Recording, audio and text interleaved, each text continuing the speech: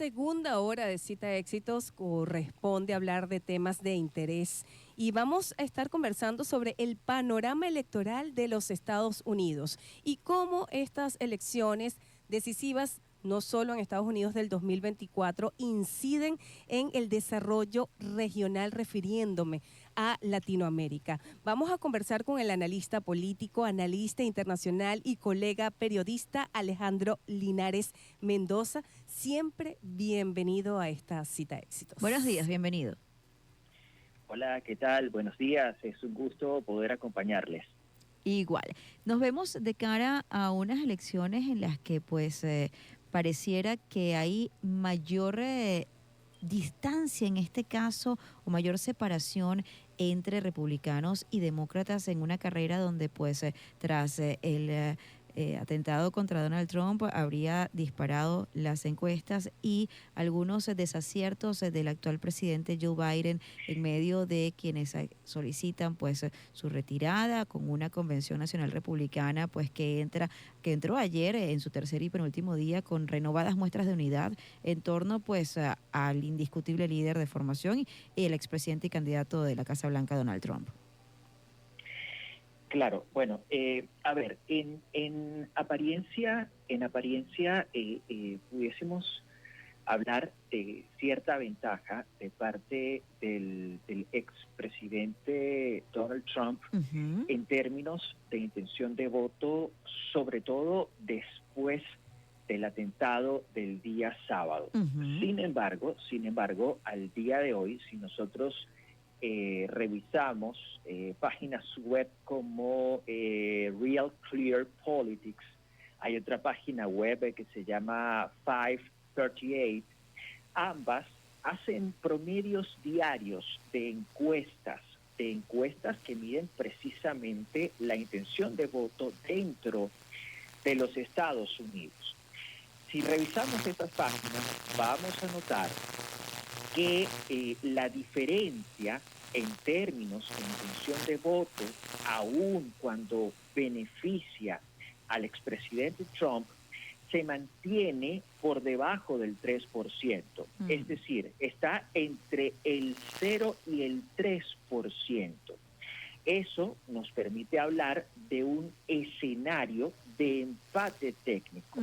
¿Y qué es lo que queremos decir o a qué nos referimos los estrategas, los analistas, cuando hablamos de empate técnico? Nos referimos a que, si bien es cierto, hay un candidato que tiene cierta ventaja, esa ventaja, esa brecha no es lo suficientemente grande, lo suficientemente amplia como para poder afirmar que ese candidato va a ganar con contundencia, que ese candidato va a arrasar. Ese es el escenario que tenemos ahorita, que tenemos en este momento en los Estados Unidos. Se trata, por cierto, también de un escenario de polarización, de un escenario en el que parece que se está jugando o se estuviese jugando el todo o el nada. Y en la creación de ese escenario, o más bien en la creación de ese clima, ha tenido mucho que ver la retórica que se ha empleado tanto del lado republicano, es decir, la retórica que ha empleado el expresidente Trump al momento de atacar al presidente Joe Biden, pero también ha tenido que ver la retórica, la narrativa que ha utilizado el presidente Biden a la hora de referirse al expresidente Donald Trump. Sí. Colega, y es importante como analista contextualizar, es una visión de lo que es el seguimiento informativo desde Latinoamérica sobre los Estados Unidos, y hay un análisis de lo que es la población tradicional de los Estados Unidos. Me refiero a esa carrera histórica entre demócratas y republicanos. No es la misma visión que tiene un latinoamericano que vive en ese país o un migrante que lo que puede tener un ciudadano. Tomando en cuenta ese contexto, quisiera conocer su análisis y también esa polarización interna dentro del Partido Republicano y la lectura también que tiene la elección como candidato de los republicanos a la vicepresidencia del senador J.D. Vance. Claro. A ver, Estados Unidos es un país inmenso, es un país muy grande y es un país multicultural. Realmente en Estados Unidos habitan muchas culturas, habitan muchas religiones y habitan personas que tienen no solo distintas razas, sino también distintas proveniencias, distintos puntos de partida. Está el estadounidense tradicional, ese estadounidense que habita no necesariamente en las ciudades, sino en el Estados Unidos profundo. Es lo que algunos denominan el redneck, es decir, el cuello rojo, es decir, son personas blancas que de tanto trabajar en el campo, pues terminan teniendo literalmente el cuello rojo. Estas personas, los que habitan, repito, en el Estados Unidos profundo, estas personas que se dedican al campo o incluso las personas que se dedican al trabajo como obreros dentro de lo que viene siendo el cinturón industrial estadounidense, estas personas tienden a apoyar a Donald Trump. No solo lo apoyan por su programa de gobierno, por sus políticas en la Casa Blanca, sino también porque comparten su ideología y por tanto comparten su discurso. Ahora bien, si nosotros, por ejemplo, evaluamos las minorías, sobre todo las minorías más importantes, me estoy refiriendo a los afroamericanos, a los afroestadounidenses, pero también me estoy refiriendo a los latinos, también llamados hispanos. Estas minorías tienden a preferir a los demócratas por considerar que es el Partido Demócrata y que son los dirigentes demócratas los que mejor reivindican sus intereses. En lo que respecta a J.D. Vance, al senador J.D. Vance, ahora fórmula vicepresidencial de Donald Trump, hay que decir que en un principio J.D. Vance fue uno de los dirigentes más críticos de Donald Trump. Sí, señor. Si nosotros nos remitimos, por ejemplo, al año 2016, que fue el año en el que Donald Trump compitió por primera vez a la presidencia de los Estados Unidos, en aquel año, en aquel momento, J.D. Vance comparaba a Donald Trump con Hitler. Sin embargo, de manera progresiva, con el paso de los años, con la estancia de J.D. Vance dentro del Congreso como senador por el estado de Ohio, su acercamiento a Donald Trump ha sido paulatino. Más que a Donald Trump como tal, a Donald Trump Jr., que es el mayor de los hijos de Donald Trump. Claro.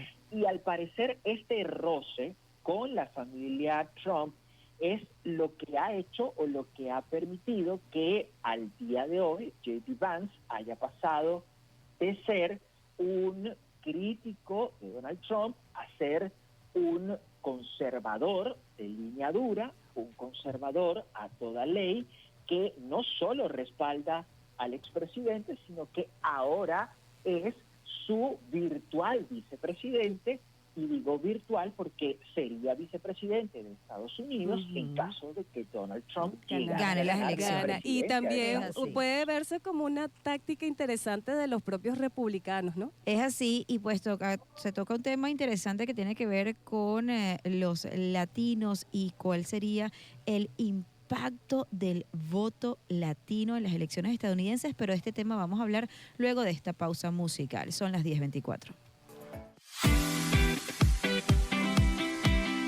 Melodías de siempre. Cita Éxitos con Carla y Kenji. De 9 a 11 de la mañana. Circuito Éxitos. Sonidos en primera fila. Melodías de siempre. Tiempo de éxitos con Wilmer Raven López. De 11 de la mañana a 12 del mediodía.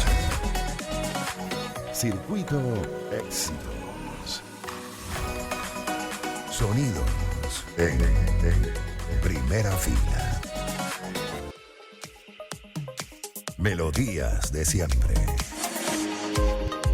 Destino Éxitos con María Eugenia Delgado. 10 de la mañana, 3 de la tarde y 7 de la noche. Circuito Éxitos. Sonidos en primera fila.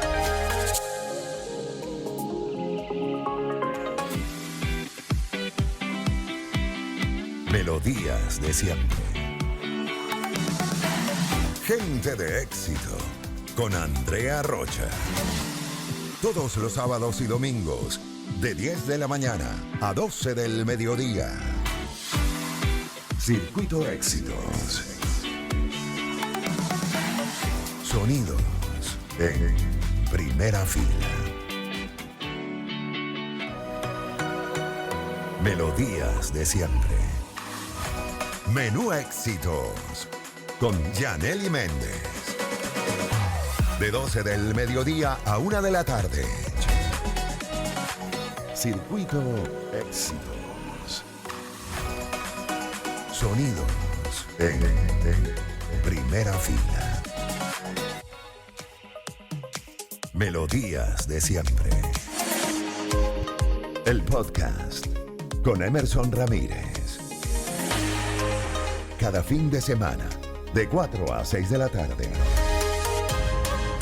Circuito Éxitos. Sonidos en primera fila.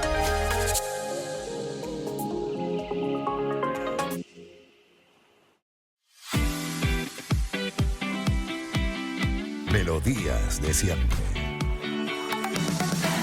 Cita Éxitos con Carla y Kenji. De 9 a 11 de la mañana. Circuito Éxitos. Sonidos en primera fila. Melodías de siempre. Tiempo de éxitos con Wilmer Raven López.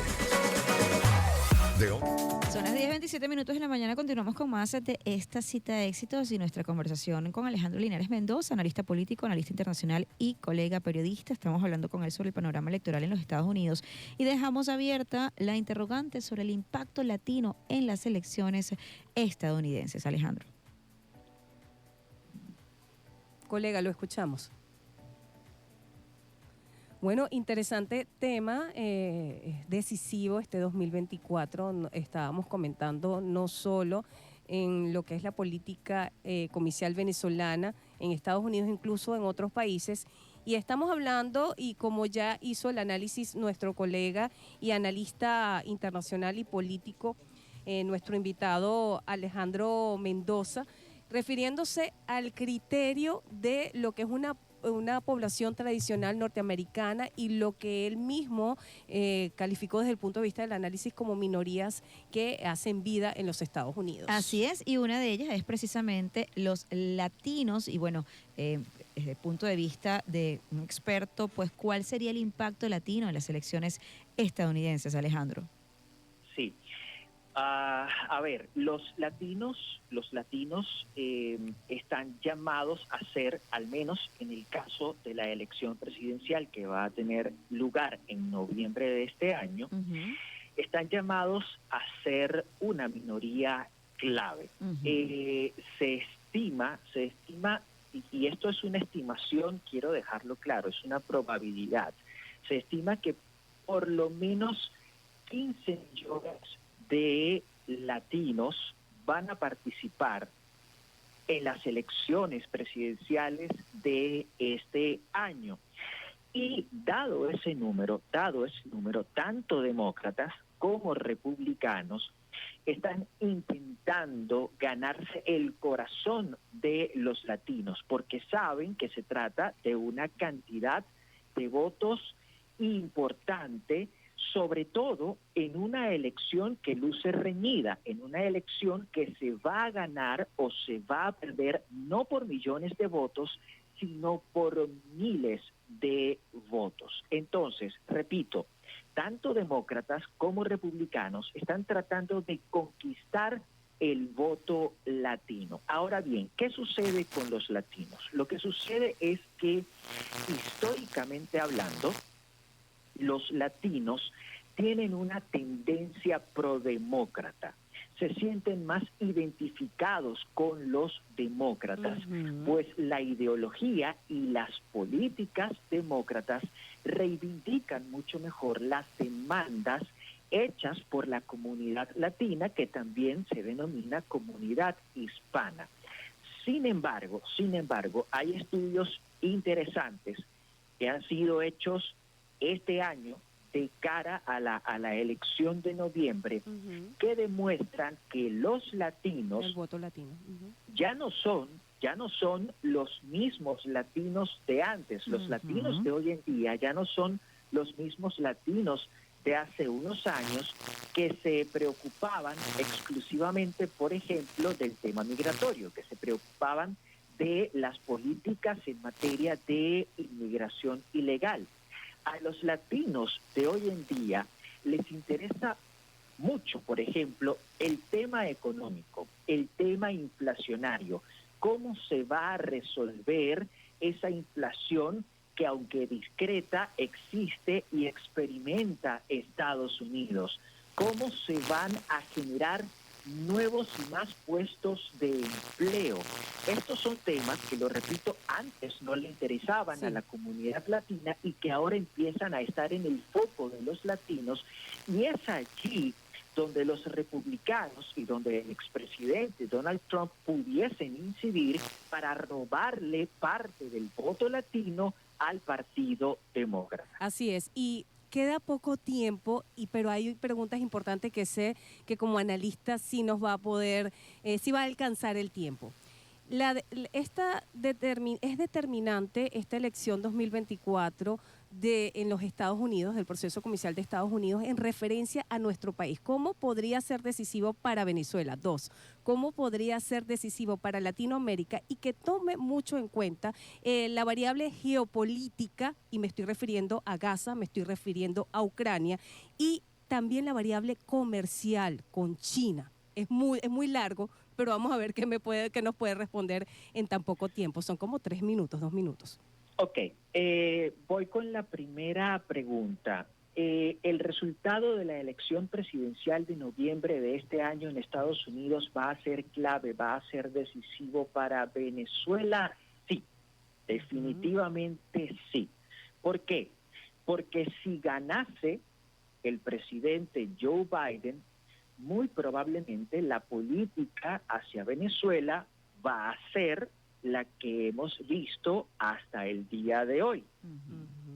Si ganase, por el contrario, el expresidente Donald Trump, la política hacia Venezuela va a dar un giro de 180 grados, va a ser una política un poco más dura y se va a parecer mucho más a la política estadounidense que nosotros pudimos evidenciar, por ejemplo, entre los años 2017, 2018 y 2019.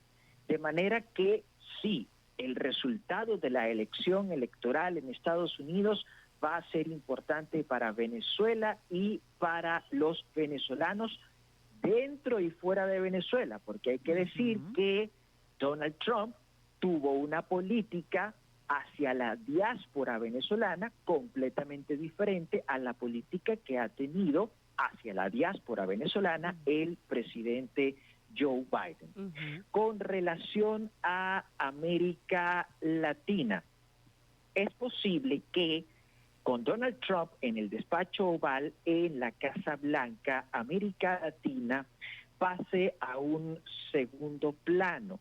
Y es posible que no se privilegien las relaciones multilaterales entre Estados Unidos y América Latina. Ujú. Es decir, es posible que Estados Unidos no privilegie el diálogo entre bloques o con bloques latinoamericanos, como por ejemplo el Mercosur, como por ejemplo la Alianza El del ALBA. Pacífico, porque con Ujú. Donald Trump en la Casa Blanca, muy seguramente la política exterior se va a manejar a través de la bilateralidad, es decir, a través del contacto directo Ujú. de Estados Unidos y de la Casa Blanca con cada país latinoamericano y con cada gobierno, no con bloques, no con colectivos. Bien. Y por último, con respecto a la relación comercial entre Estados Unidos y China, que es una relación comercial siempre en tensión, Ujú.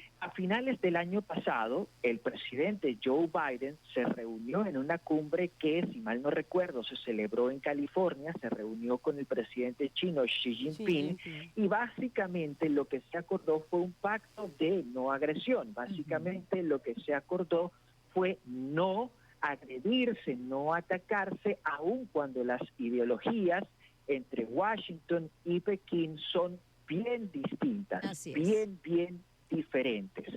Ahora, si llegase Donald Trump a la Casa Blanca, es posible que se reedite esa riña comercial que nosotros vimos en 2016, 17, 18 y 19 entre Estados Unidos y China. Una